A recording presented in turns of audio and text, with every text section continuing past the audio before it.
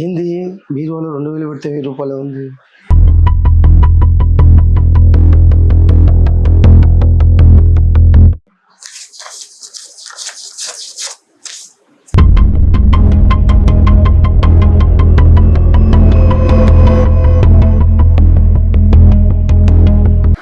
రమ్య, మామయ్య. చెప్పు మామయ్య. బీరువాలో 2000 పెట్టాను, 1000 రూపాయలే ఉన్నాయి. మిగతా 1000 రూపాయలు ఏమైనాయి?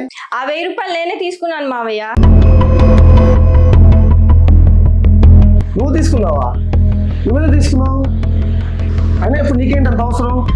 అదేం లేదు మామయ్య, ఆన్లైన్లో శారీ చూసానా, చాలా బాగుంది, అందుకే ఆర్డర్ పెట్టేశాను. దానికి 1000 రూపాయలు తక్కువైంది మామయ్య, అందుకే తీసుకున్నా. 1000 రూపాయలకి ఏంది ఆర్డర్ పెట్టావా? అయినా 1000 రూపాయలకి ఏం ఆర్డర్ పెట్టావు? ఏం ఆర్డర్ చేసి వెళ్ళి తీసుకురా పో. ఇప్పుడే తెస్తాను మామయ్య.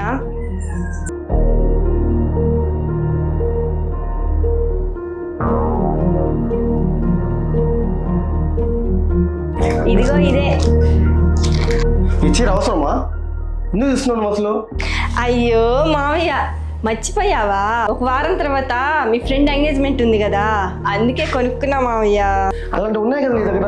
బీరువా నిండా నీ బట్టలే ఉన్నాయి, అవి వేసుకోవచ్చు కదా, ఎందుకు మళ్ళీ ఇవన్నీ కొంటున్నావు?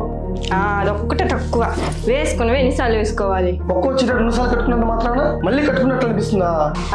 అవును. నీకేమైనా పిచ్చా? ఈ డబ్బులు ఎందుకు ఎత్తి పెట్టాలి సార్ నీకు? పోయిన నెల ఇంటి బాడి కట్టడానికి తన్నలు తీసుకున్నానే, వాళ్ళ కట్టడానికి. ఇప్పుడు నేను తన్నలు కట్టడానికి 1000 రూపాయలు తక్కువ అయింది. ఎవరిస్తారు నాకు? 1000 రూపాయలే కదా తక్కువ, ఏముంది 2 రోజుల తర్వాత ఇవ్వండి, అంతే కదా. నాకు తెలియదులే, నీకు బాగా షాపింగ్ పిచ్చి పట్టింది. చూడు రమ్య, డబ్బులు ఖర్చు పెట్టడం తగ్గించుకో. నీకేం తెలుస్తుంది డబ్బు విలువ? కష్టపడేవాళ్ళకి తెలుస్తుంది. అసలు నేనేం ఖర్చు పెట్టాను అలా అరుస్తున్నావు?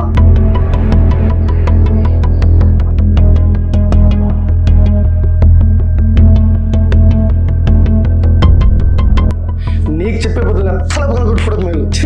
మామయ్య, ఎక్కడికి వెళ్తున్నావు? టిఫిన్ తినేసి వెళ్ళు. నా కడుపు నిండిపోయిందిలే, నీ కడుపు చూసుకో.